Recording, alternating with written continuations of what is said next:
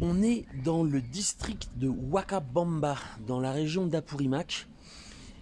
C'est un village où il y a eu de très grosses mobilisations pendant 3 mois, qui a été sévèrement et sauvagement réprimé par les forces de Dina Boluarte. Il y a eu plusieurs morts, 3 pour être précis, donc pour un petit village comme celui-là. Donc 3 personnes assassinées par les forces de Dina Boluarte. Et aujourd'hui, on va assister à une assemblée où justement la population, après 3 mois de mobilisation continue, va décider si ou non elle continue la lutte contre le régime de Boluarte et surtout comment, de quelle façon. Et hop, c'est parti, on va aller voir ça.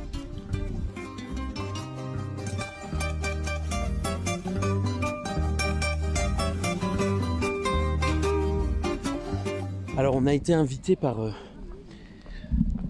un des représentants, un des dirigeants sociaux, Lourdio, qui est aussi un communicant populaire. Il a une émission de radio assez écoutée dans la zone.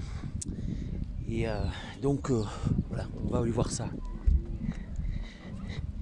Picaflor, ¿a dónde vamos exactamente en este momento? Acá estamos en el distrito de José Mareguedas, uno de los distritos de la provincia de Andahuaylas, ¿no? Donde que le han metido balas, ¿no? A los muchachitos, ¿no? Entonces hay acá en este pueblo. Y ahora la comunidad está en asamblea, ¿qué se va a decidir? Sí, justamente las organizaciones y también los presidentes comunales, toda la población, ¿no? De los 20 distritos se va a llevar convocado, ¿no? Autoconvocación, más que nada, ¿no? Y van a tratar sobre el tema política, ¿no? De la coyuntura política que está pasando, de todo eso, ¿no? O sea, sobre el paro, ¿no?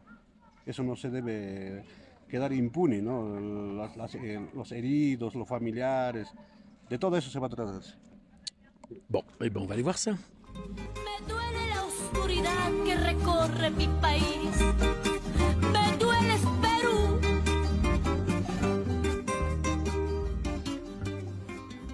Hermanos, bienvenidos en primer lugar los hermanos que están viniendo de diferentes lugares. Yo, bienvenido Canquichis. Yo quisiera presentar, hermanos. Kaipin Kachkan, o está presente acá, y parece que no saben lo que es nuestro nacimiento, ¿no? Aquí está presente nuestros hermanos, el señor periodista de Francia, ¿no? Con ellos vamos a iniciar de repente para llevar bien nuestras reuniones. Están en proceso de llegar a algunos compañeros de otros distritos. Entonces yo quisiera, hermano, unas cuantas palabritas de los dos, ¿no? Para de qué se trata la visita, por favor. Muchas gracias, hermanos. Fuerte aplauso, por favor.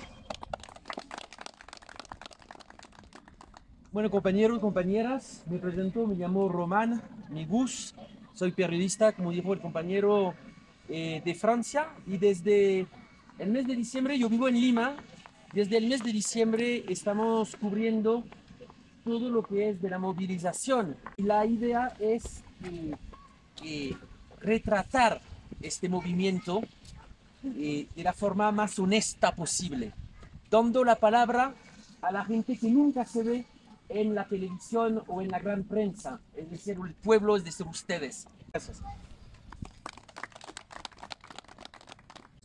Hemos bajado acá a nuestras regiones para reorganizarnos. Estamos en ese proceso de reorganizar, como ves, son los dirigentes acá.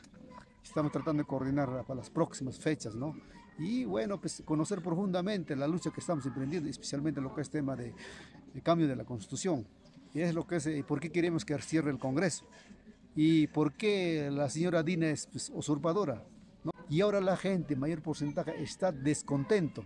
Es falso que ellos digan que ya hemos pacificado al país. Ahorita están usurpando al profesor Pedro Castillo. Al profesor Pedro Castillo, el pueblo ha elegido. Esta reunión ahora va a llevar porque la gente no está de acuerdo con la Dina Boluarte.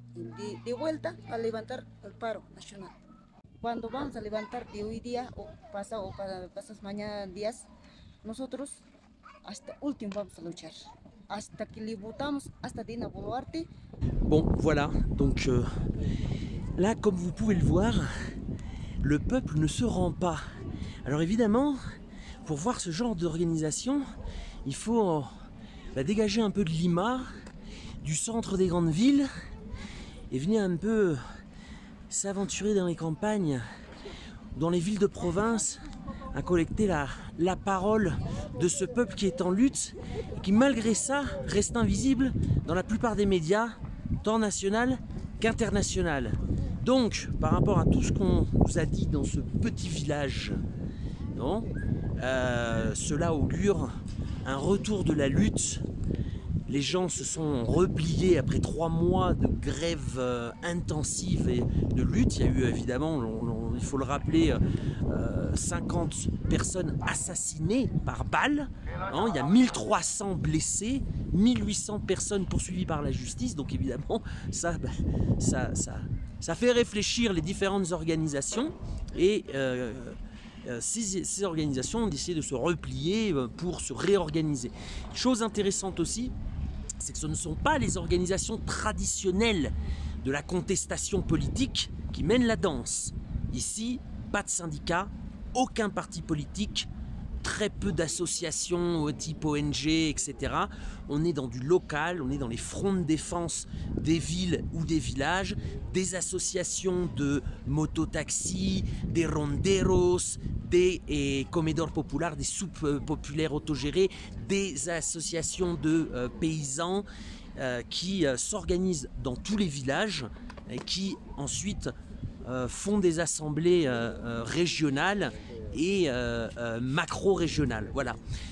Et ben, je remercie bien évidemment tous les contributeurs des deux rives qui nous permettent d'arriver dans ces coins reculés pour pouvoir vous informer et vous donner une idée de ce qui se passe réellement au Pérou en ce moment. À bientôt.